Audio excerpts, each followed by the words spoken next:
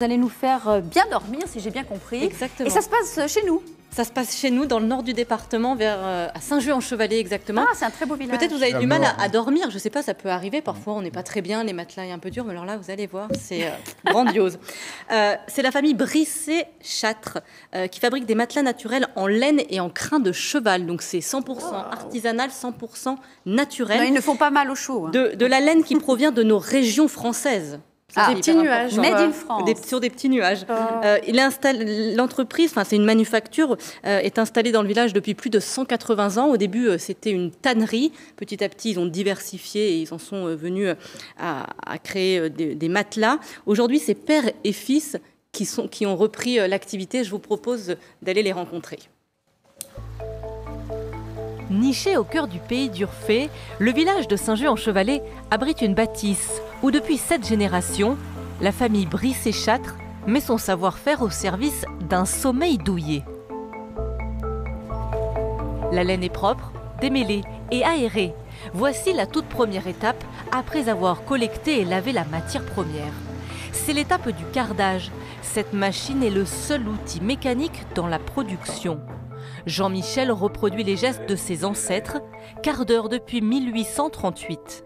Il y a 3 générations, mon grand-père, Louis, mon oncle Philippe, un ouvrier, M. Genoux, qui travaillait à l'époque avec mon grand-père et moi qui suis juste là derrière.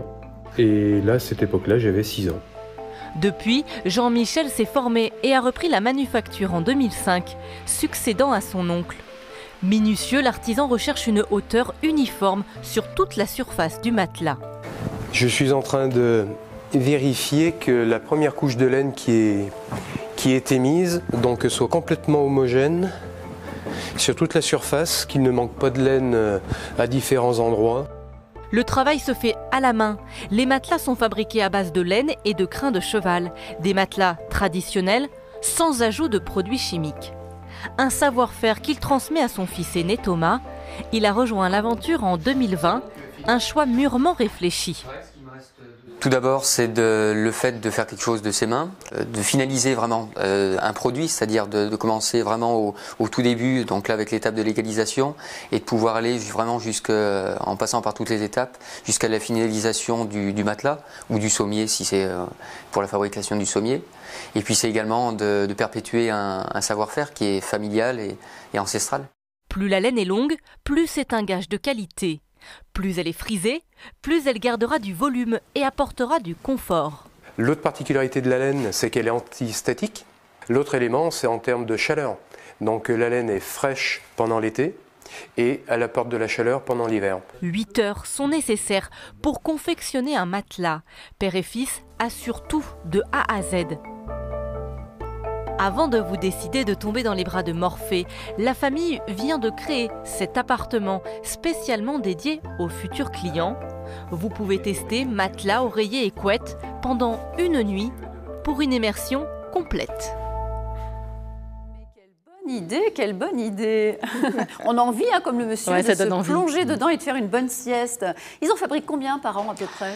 Ils ont beaucoup de... C'est une production quand même qui est plutôt réduite. C'est 120 matelas à peu près par an. 15-20% de leurs produits partent pour l'étranger, notamment la Suisse, le Luxembourg, la Belgique. Voilà, donc c'est une belle production. Ouais. Mais je me demandais, ça coûte à peu près combien ce genre de matelas? Parce que, à mon avis, oui, alors c'est sûr qu'il y a un coût. On est sur quelque chose d'assez haut de gamme. Mais par exemple, pour un 160 par 200, c'est grand déjà. Si vous en voulez un, Elisa, il faut compter à peu près 980 € et ça peut monter jusqu'à 1300 €.